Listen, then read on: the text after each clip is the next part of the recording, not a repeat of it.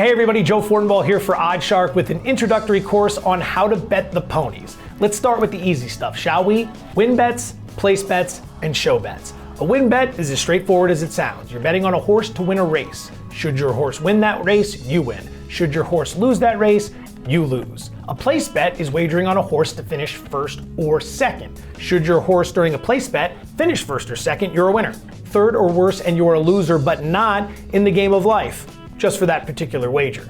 A show bet is wagering on a horse to finish first, second, or third. Finish in the top three and you win on a show bet, finish fourth or worse, and you lose on a show bet. Now that we've covered the basics, win bets, place bets, and show bets, we can move on to exotic wagers. Think of these a little bit like parlays, like you might make on an NFL Sunday. There's an exacta, which is picking the top two horses in exact order. Say, for example, you like the 5 to win and the 4 to finish second. If they come in 5-4, you are a winner. If they come in 4-5, you would lose that wager because you did not pick the exact order. That, however, leads us to a Quinella, picking the top two finishers in a race in any order.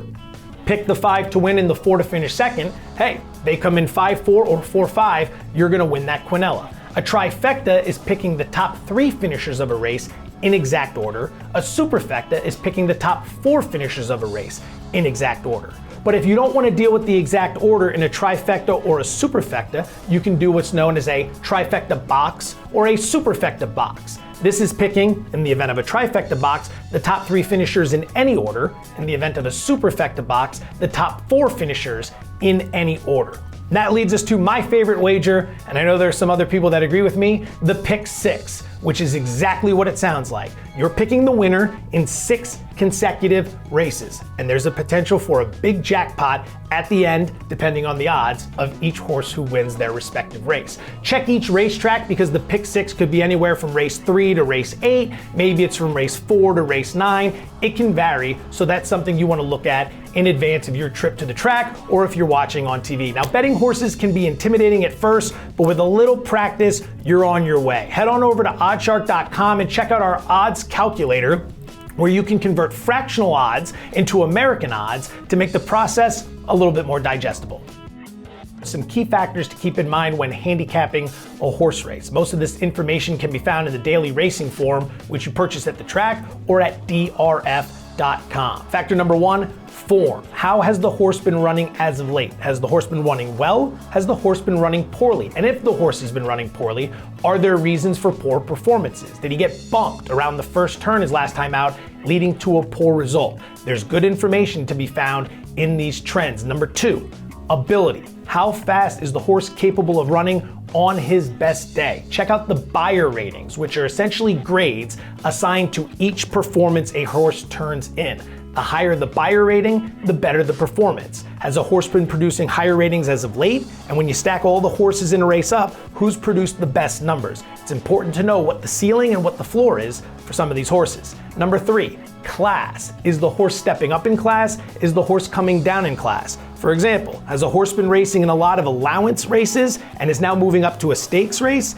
Level of competition is very important. Number 4, connections. That's the trainer, that's the jockey. Simply put, some are better than others, and it's important to know which ones are the better trainers and which ones are the better jockeys. Number 5, conditions. What's the state of the track conditions? Fast track? Is it a wet track? Some horses run better in the rain, some horses run better given different conditions. It's important to know which horses thrive in which conditions. And number 6, finally, breeding. That's the parents, that's the grandparents, and everyone in between. Is the horse bred for speed? Is the horse bred for distance? If it's bred for distance, is this a longer race? If the horse is bred for speed, is it a shorter race? 6 factors to keep in mind when handicapping horse races.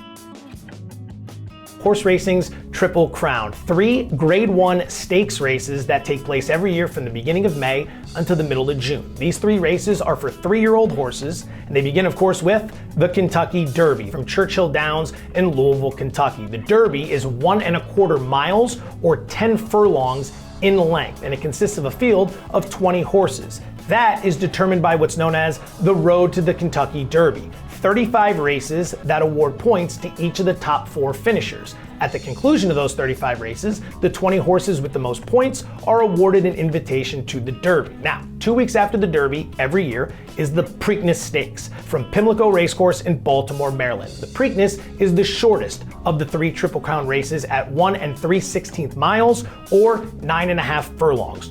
No more than 14 horses in the Peakness Stakes, and the field is determined by earnings, so how much money has the horse made prior to this event.